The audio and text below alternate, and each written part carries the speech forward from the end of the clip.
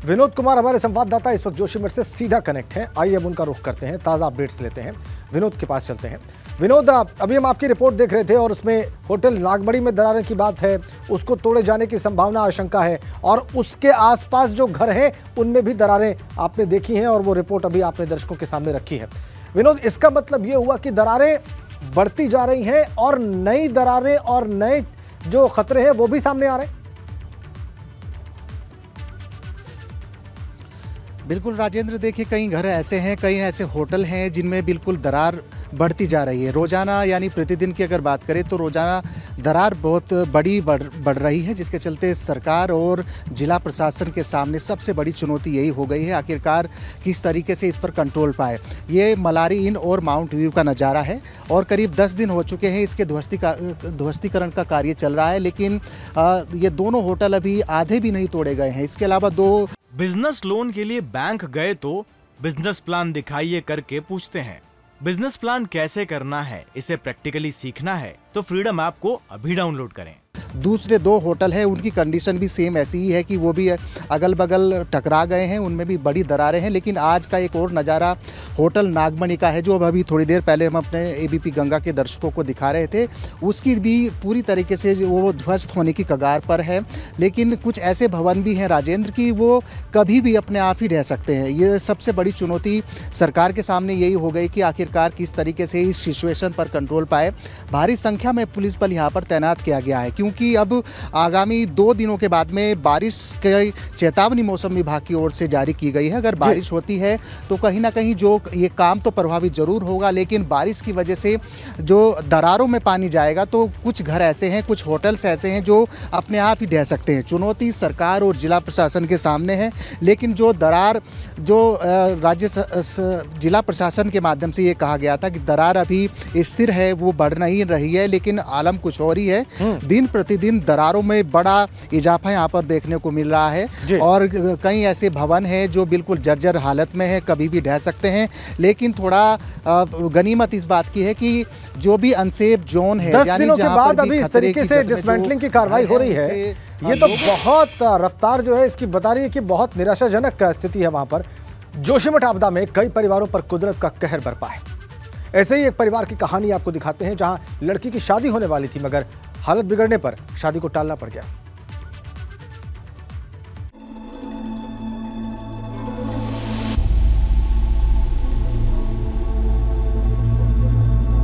घर से तो बहुत ज्यादा यादें हैं हमारी और हमें लगता नहीं है कि हम वापस उस घर पर जा पाए।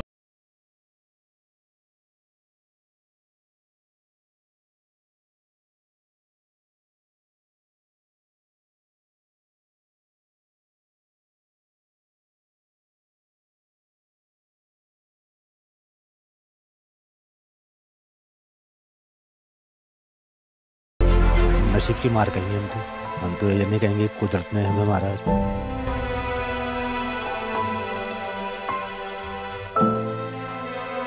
जोशीमठ में आई आपदा ने कितने ही परिवारों को गहरे जख्म दिए हैं। सैकड़ों लोगों के सिर से छत छीन गई है और अब राहत शिविरों में दिन गुजारने पड़ रहे हैं। जोशीमठ आपदा में वैसे तो कई परिवार प्रभावित हुए हैं, लेकिन सबसे ज़्यादा प्रभावित होने वाला परिवार सकलानी फैमिली है। और अगर बात करें तो माँ बीमार रहती है, बाप खेती का काम करते हैं, किसानी करते हैं, मजदूरी करते हैं। लेकिन ये तमाम बच्चे ऐसे हैं जो अपनी पढ़ाई करते हैं, लेकिन अब घर से बेघर हो गए हैं, घर टूट गया है। लेकिन अब रहने के लिए केवल सरकार की तरफ से दिए गए ये होटल हैं, जिसमें ये तमाम बच्चे अपनी पढ़ाई भी प्रभावित करके यहाँ पर बैठ रहे हैं। सकलानी परिवार भी कुदरत के कहर का शिकार है, जो इन दिनों एक राहत शिविर में रह रहे हैं। सकलानी परिवार की 6 बेटियां हैं, जिनमें 3 की शादी हो चुकी है। एक लड़की की शादी हाल ही में होनी थी, मगर कुदरत की ऐसी मार पड़ी कि बेटी की शादी कैंसिल करनी पड़ गई। नसीब की मार कहेंगे हम तो ये नहीं कहेंगे कुदरत ने हमें मारा। अब तो पूरा जोशीमठ ही दरक गया है। लेकिन क्या है कि बच्चों के लिए थोड़ा सा भविष्य जो है उनका जो होना था वो नहीं हो पाएगा।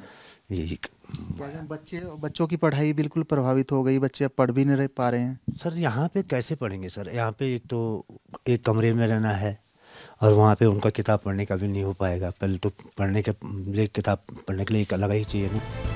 जरा सोचिए, जिस परिवार में बेटी की शादी की तैयारियां चल रही हो, हंसी खुशी का माहौल हो, वहाँ अचानक इतनी बड़ी घटना हो गई हो तो परिवार पर क्या बीत रही होगी।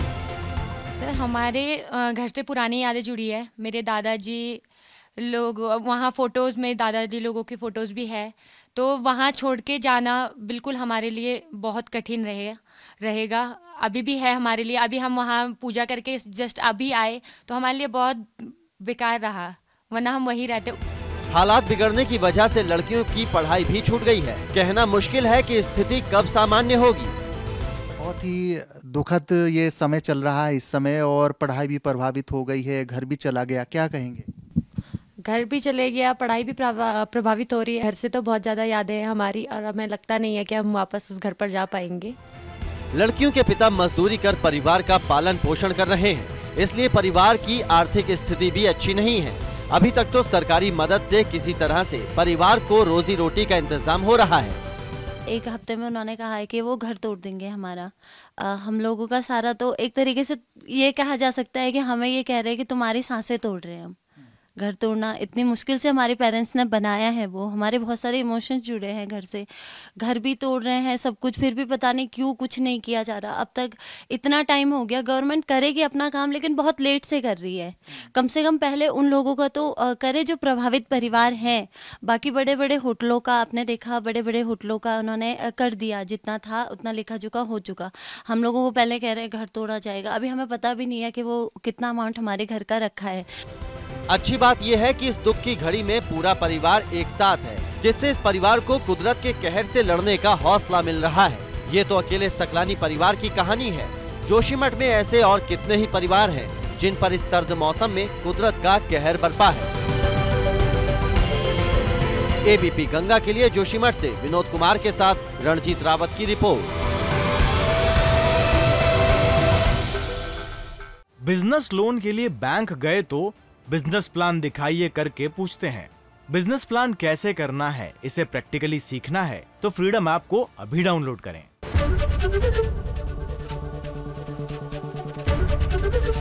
एबीपी गंगा, खबर आपकी, जुबान आपकी।